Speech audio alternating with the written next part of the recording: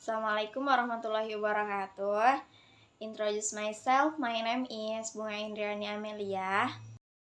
Video ini dibuat untuk memenuhi mata kuliah saya, yaitu Introduction to Linguistics.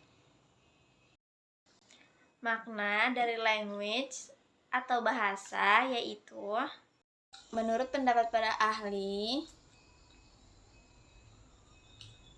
language is specific human characteristic that makes the different for the character, say animal and plants. Jadi bahasa merupakan karakteristik spesifik dari manusia yang membuat berbeda dari binatang atau tumbuhan. 2. Language is a method of communication. Bahasa merupakan alat komunikasi utama. 3. Language is a method of human communication, either spoken and written. Bahasa merupakan metode komunikasi secara lisan maupun tertulis. Language is konvensional. Ada dua perbedaan mencolok di antara bahasa lisan dan bahasa tertulis. Bahasa lisan cenderung lebih fleksibel. 4. Language, a system of conventional spoke, manual of written symbol by means of which human beings, as member of social group and participant in its character themselves. Bahasa merupakan sistem konvensional di mana manusia sebagai peserta sosial dalam mengekspresikan diri. 5. Language is a system of arbitrary vocal symbol used for human communication.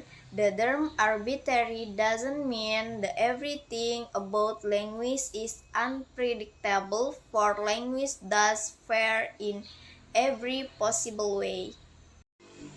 Bahasa merupakan sistem simbol vokal yang arbitrary atau mana suka, tergantung kesepakatan digunakan sebagai alat komunikasi manusia. Tidak berarti segala sesuatu tentang bahasa dapat diprediksikan, karena bahasa itu sifatnya bervariasi dalam segala hal yang memungkinkan. Jadi yang dimaksud dengan arbitrary atau mana suka yaitu yang sesuai dengan kesepakatan. Contohnya yang pertama itu ada I saw big bear in the zoo. Makna kata bear di sini berarti beruang. Yang kedua, tell me now I can bear the expenses. Makna kata bear di sini berarti tahan, menahan atau memikul. Yang ketiga, most animal bear their young in the spring. Makna bear di sini memiliki arti melahirkan. Characteristic of language. 1. Language is a sound. 2. Language is systematic. 3. Language is system of system. 4. Language is meaningful. 5. Language is arbitrary. 6. Language is conventional. 7. Language is a system of converse. 8. System is characteristic. 9. System are unicorn. 10. Language are similar. Selanjutnya kita akan membahas tentang linguistik. Linguistik berasal dari bahasa Latin yaitu lingua, artinya bahasa. Linguistik adalah the scientific study of language. What is important of study linguistic? Language awareness berguna untuk mengetahui kata mana yang formal maupun non-formal. Speech therapy. Jika seorang memiliki gangguan bahasa, maka linguis yang bisa membantu dengan ilmu kedokteran melalui terapi. Language and computer. Language acquisition itu adalah bagaimana bahasa itu muncul dari masa kanak-kanak hingga dewasa.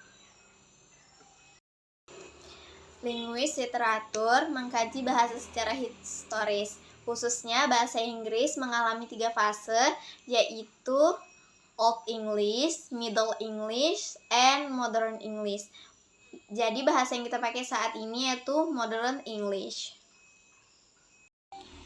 Next, kajian mikro and macro linguistic. First, mikro terbagi menjadi 4. 1. Phonology, example pon, ponus al pon.